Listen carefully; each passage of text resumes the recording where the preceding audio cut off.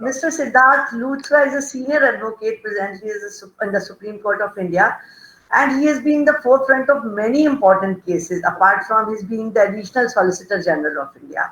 He represented the union and various state governments in matters which are relating to fundamental rights, electoral reforms, criminal law and policy issues.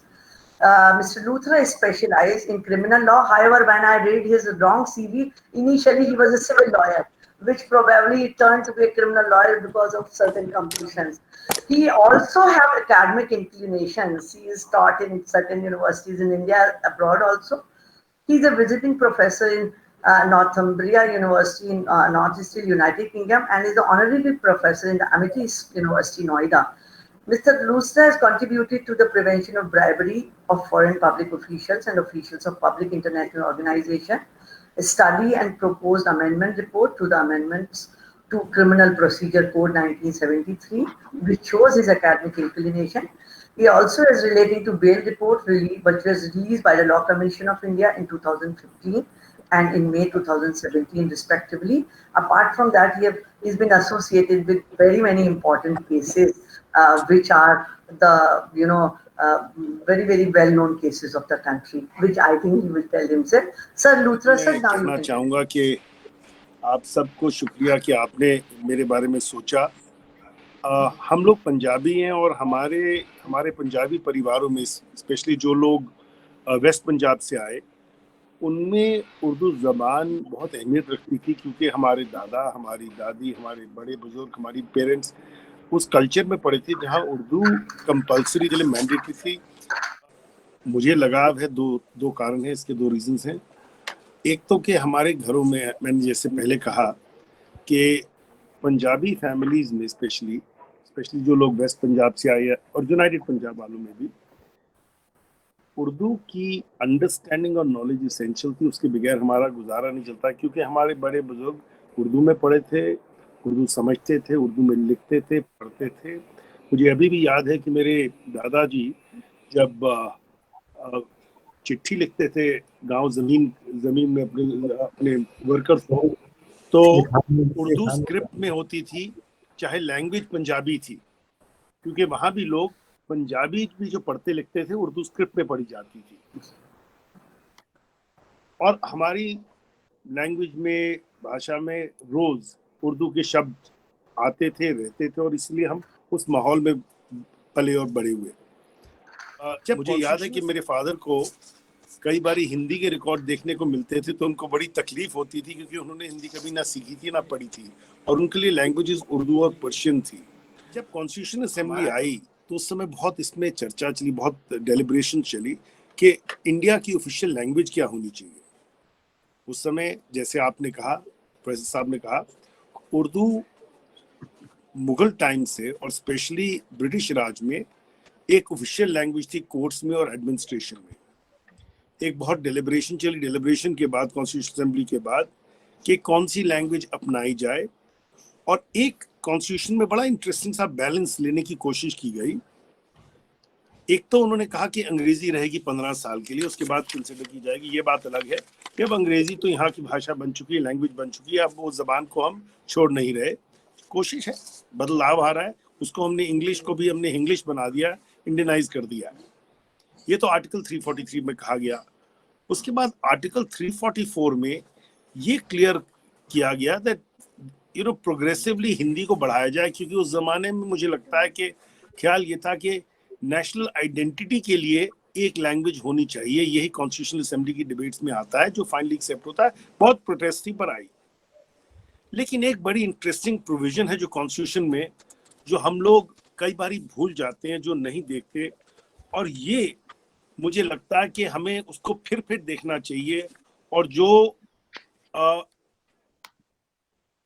जबान पढ़ाने वाले हैं, promote करने वाले हैं, उनको ये समझना चाहिए था जब संविधान आए, जब कॉन्स्टिट्यूशन आई, और पिछले 70 सालों में उसको लागू करना चाहिए था।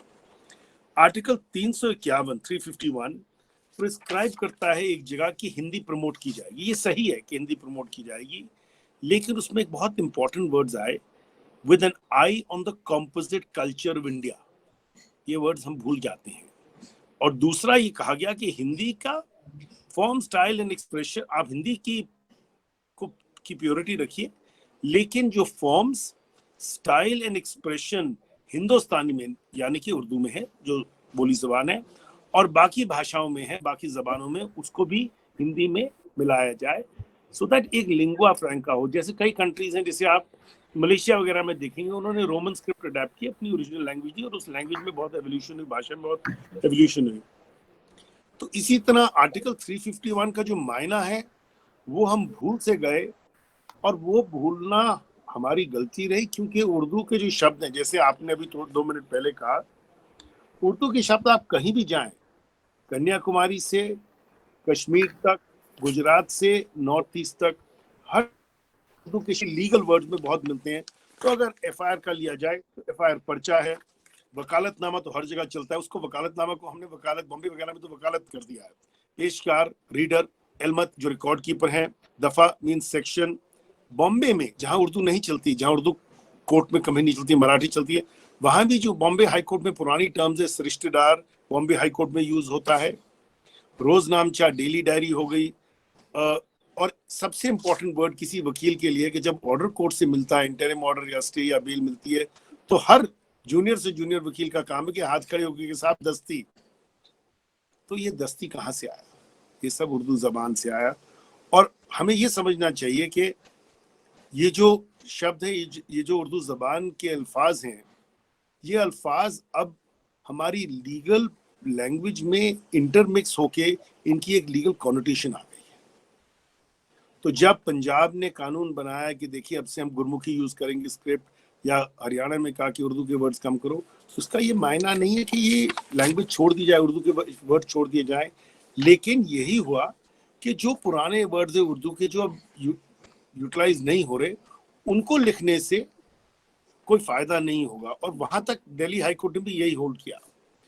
मैं आपको ये भी कहना चाहूंगा कि एक इसमें हमें बहुत इंपॉर्टेंट चीज, अहमियत ये रखनी चाहिए कि जब भाषा कम्युनिकेशन का एक जरिया है, तो भाषा वो होनी चाहिए जो लोग समझ सके, और वो समझ एक दिन में नहीं आती, समय से आती है। तो एकदम जो हम चेंज कभी कभी लाने लगते हैं कि जी हम उर्दू को हम भूलना चाह रहे हैं या छोड़ना चाह रहे हैं, तो वो ऑफिशियल डब में कोशिश की जा सकती है, पर चल नहीं पाएगा, क्योंकि ये वर्ड्स, ये शब्द, ये लैंग्वेज हमारी इनर साइकी में आ चुकी है, और ये मुझे नहीं लगता कि बदलने वाली है। पर इसमें मैं ये जरूर चाहूंगा कि हम सबको, आप सब लोगों को मेहनत करनी चाहिए, स्पेशली इंस्टीट्यूट को, आपकी बॉडी को, सो कि उर्दू की प्रमोशन हो। देखिए, जब मैंने प्रैक्टिस शुरू की थी, मैं आपको बताऊंगा, तो एफआईआर में तो उर्दू के बहुत शब्द होते थे। Till the 80s, till the 1970s, 80s तक, 70s तक तो मुझे याद है, मेरे पास रिकॉर्ड आते थे जो उर्दू में थे। ओरिजिनल इन्वेस्टिगेशन, पूरी क्रिमिनल इन्वेस्टिगेशन उर्दू में हुई होती थी। अब जब इन्वेस्टिगेशन इतनी उर्दू में हुई है, तो एक स्टेज आई, मुझे अभी भी याद है, 98 की बात है, तो पूरा रिकॉर्ड 1970s और 80s का था। पूरी केस डायरी, पूरे रिकॉर्ड उर्दू में थे, और ना जज साहब पढ़ सकते थे, और उस समय, मैं अब तो पढ़ सकता हूँ, थोड़ा बहुत पढ़ना सीखा है उर्दू कुछ साल पहले, पर वो नहीं पढ़ सकते। तो फिर मुझे ट्रांसलिटरेशन करानी पड़ी। ट्रांसलेशन कराने नहीं चाहते थे, क्यों? ट्रांसलिटरेशन तो हम दोनों समझ लेते थे, स्क्रिप्ट की इशू थी, और उसी पे फिर समझ के बहस हुई, बिकॉज जज साहब ने कहा कि देखिए, मैं जब तक कराऊंगा ऑफिशियल लैंग्वेज डिपार्टमेंट तक कुछ नहीं होगा, तो लुथरा साहब आप ही करा लो, और ऐसे कराई गई थी।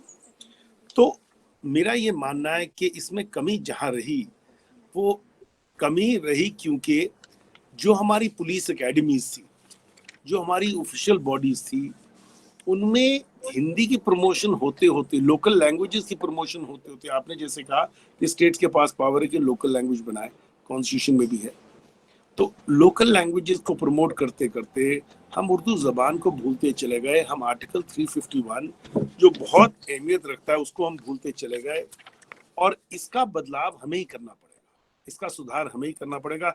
हमें ही सोचना पड़ेगा कि उर्दू जबान जिसकी एक लीगल और ऑफिशियल कॉनोटेशन है, जैसे आपने कहा दफ्तरों में, अदालतों में यूज होती है, उस जबान के जो शब्द हैं, जो वर्ड्स हैं, उसको हम रखें, क्योंकि उसके लिए अगर रिप्लेसमेंट होती है, तो रिप्लेसमेंट में 2 प्रॉब्लम आ रही है। एक तो रिप्लेसमेंट आ रही है कि कम्बरसम हो जाता है, और मैं आपको अपने तजर्बे से बताऊंगा कि हिंदी भी जो है वो कंसिस्टेंट नहीं है।